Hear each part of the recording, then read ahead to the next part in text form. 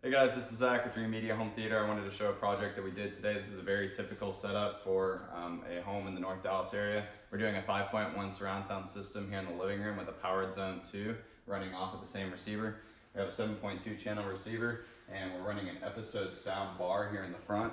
This is actually a true surround sound system. They got the front left, the front right, and the center speaker all in front here.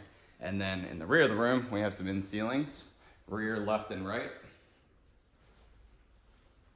for his surround effects. And then down here at the bottom, we just have a little, really small, compact episode floor sub. And this is all terminating back here at the bottom of this cabinet at the front of the room, being powered up through a Denon In Command series AVR. And he just has a cable box, Blu-ray player, Sonos, and an Apple TV. And to make everything operate seamless for the customer, we put in a one-button press touchscreen remote here. You can see it has these different options that we just discussed laid out on the screen here: Smart TV, Apple TV, cable TV, Sonos, Blu-ray. All he has to do is hit one button. It'll switch everything over to the correct input form and make it very easy to operate.